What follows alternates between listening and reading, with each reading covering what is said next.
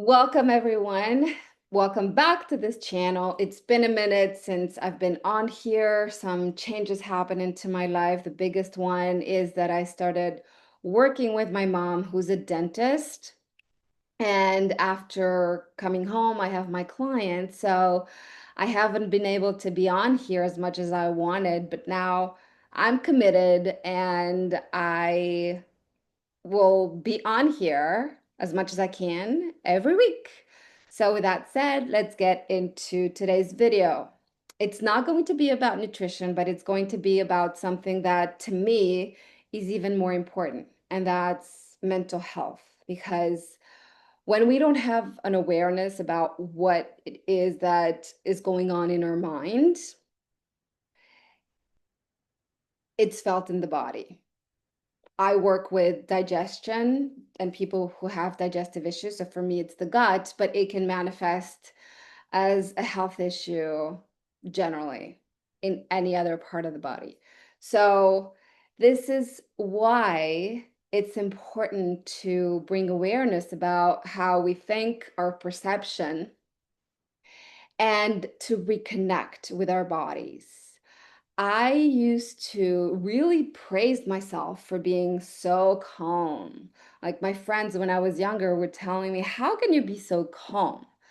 But actually, I was so disconnected from my body that I thought I was calm, but my body was giving me signs of, you're stressed, you're anxious. And I was so disconnected from my body that I didn't even realize that I had some health issues, digestive issues. And a couple of years later, I was diagnosed with Crohn's disease. And after that, it has been a long journey, actually 7 years for those who know my story, 7 years of trial and error, of course, with foods to understand what works for my body and what doesn't, but also reconnect, get reacquainted with my body and understand to actually learn to understand the signs that it was sending me, including when I'm stressed, when I'm anxious, when I'm angry, when I'm feeling frustrated, feelings that I have never known to feel because I was so disconnected. And I've also realized that about myself some time ago that I didn't know I had in myself, that my core is anxious and reactive. So you can't go on reacting to everything. That's not feeling good, and that's not the light that you are. So I have to regulate my nervous system. And I use a lot of techniques, and I want to share some of them with you today. So the first one that I use is breath work. When I'm being triggered, like I'm being triggered so much now that I work with my mom and with the team and with patients that are not energetically nice. They're complaining, some of them. I'm being triggered all the time. And I used to be so reactive. I still am sometimes, but I have integrated that part of me.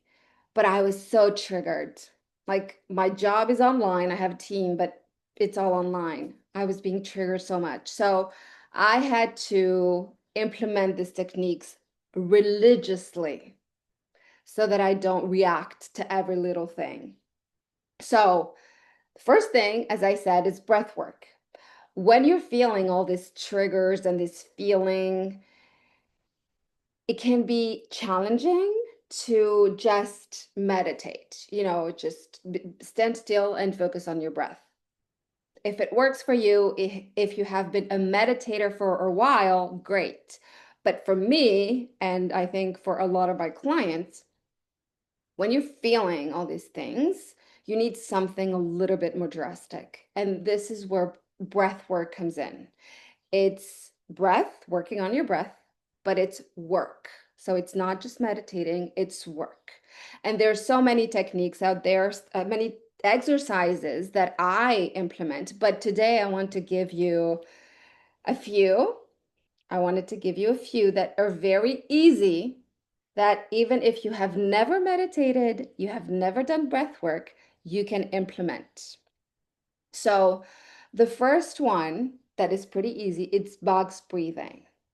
So, maybe some of you know it. It's actually breathing for 4, holding for 4, exhaling for 4, and holding for 4 on the exhale. So, it goes like,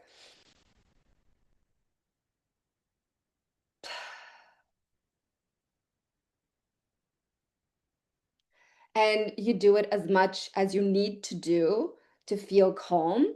Some people do it for a few seconds, then they feel calm. Others do it for a couple of minutes to regulate their nervous system. The second one is something that I like to do.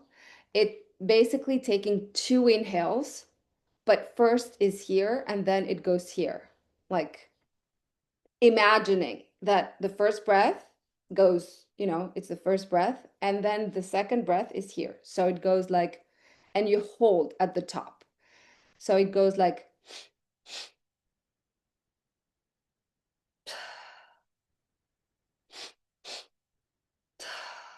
I love it. And the third technique is you always breathe in for 4, but you progressively increase your out breath to get to 10. So the first time, so you inhale for 4, you exhale for 4. You inhale for 4, you exhale for 5. You inhale for 4, you exhale for 6. You inhale for 4, you exhale for 7. Inhale for 4, exhale for 8. Inhale for 4, exhale for 9. Inhale for 4, exhale for 10 counts. Okay? So when your exhale is longer than your inhale, the parasympathetic nervous system, which is the relax and digest phase, because when you relax, everything kind of works, is activated much quicker when your exhale is longer than your inhale. So these are 3 easy breathwork techniques. You can choose to do all 3 or do the one that most speak to you. And I love breath work because when we are feeling all these feelings and we're being triggered, we're so much on here.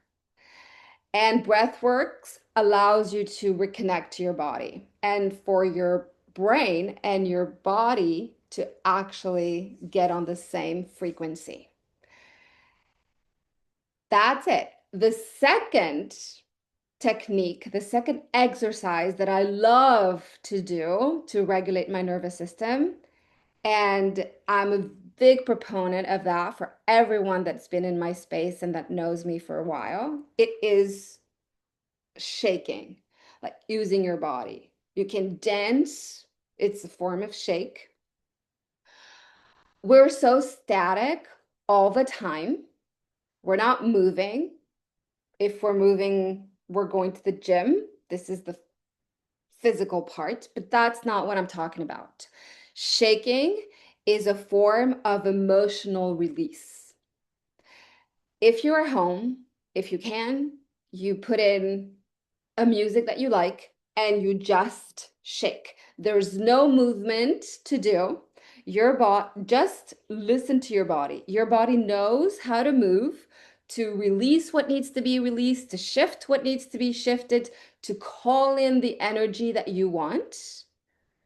So at the end of the day, or when you can, when I'm at home, I do it whenever I feel a little bit stagnant energy or triggered. I do it all the time. Now I'm sitting down, so when you're up and you're shaking, you can dance, but you can just use your arms, shake your hips, your legs, your head, whatever your body needs to move to release. Now, if you feel you want to do it and you can't put it on music, you can't do it at work, you can do it, whenever you want, but you're at work. You can still do it. Like some of my clients do it in the bathroom. I do it in the bathroom when I'm in the dental office. When I'm being like triggered or feel like I've been here a lot and I need to go back into my body and I need to physically just do something, I just go into the bathroom or go onto another room where I can, without putting any music on, just shake. And sometimes, your body wants to actually also put that, like, do this, and also exhale. And sometimes you want to make a sound if you can, and you're at home, like, ha, ha, whatever your body needs to do. This is not about an exercise routine. It's about listening to your body. You get to know yourself. You get more attuned to your body. I'm a big proponent of that. I do it with my clients. My clients do it also in the bathroom. Like if you have a sacred space, sometimes even if you live in your family, you don't have that, but the bathroom can be that. So the other technique is not really a technique, but it's something that I have been working religiously on, and it's such a work in progress. And I know it's such a work in progress for all of us. And it's feeling everything. I used to, as I said, have no idea how I was feeling. And I think most of us don't. Like, I know it from my clients. I have to educate them, like to actually help them actually feel what is repressed. And we live in a society that tells us not to feel. So it's normal that most of us have no idea how we feel. But when you get to know yourself and doing these techniques and reconnect your body, you will see that you will get to have clarity about how you feel, the anger that you feel. Anger, you may feel angry towards a person. It's not lashing out towards the person. That's not what I'm saying when I'm saying really fully feel angry, but channel that anger through all the exercises that we talked about. But it's feeling that and being okay. I used to grow up with, when I was feeling sad and crying, my parents told me, don't cry, don't be sad. Of course, they cared about me. But for me, and I know for so many of us, I just immediately went into, oh, feeling these feelings is bad. And that's how we grew up as adults. And we don't know how we feel. And it's such a process to get to know that. But when you do, as I said, this work of reconnecting to your body, you will have clarity about that. And it's about feeling okay. Feeling all these feelings is, you're safe.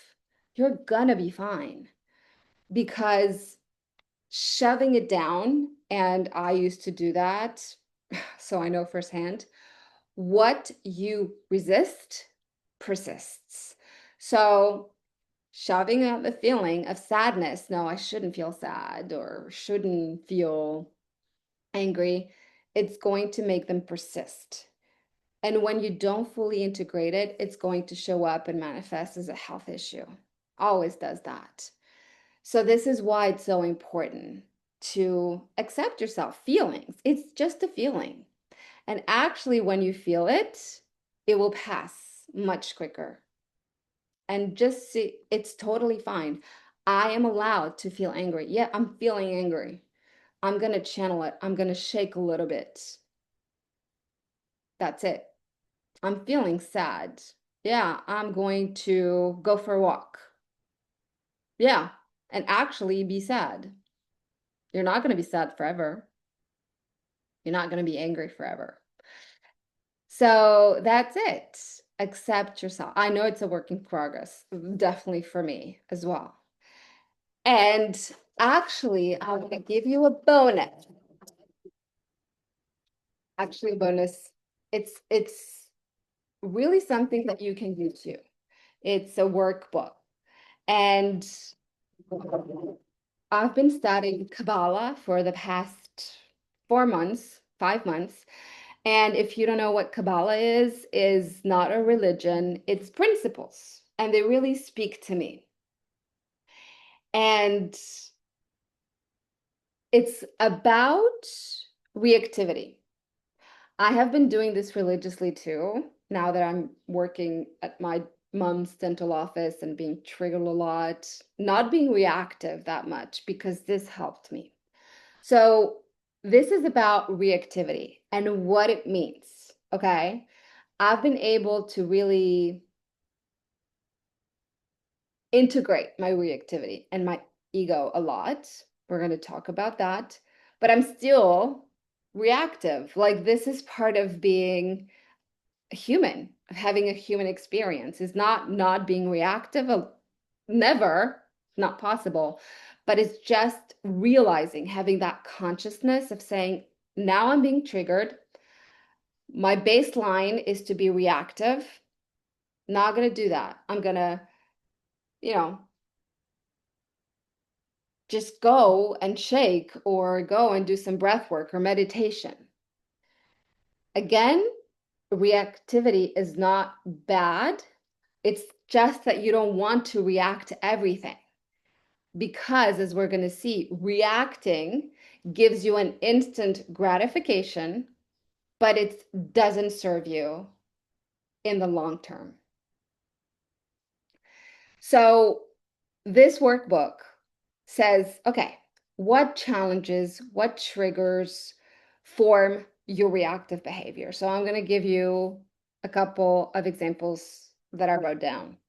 So I am reactive when someone disrespects me or shuts down from me or attacks me or blames me for my work or for something that I said when I didn't.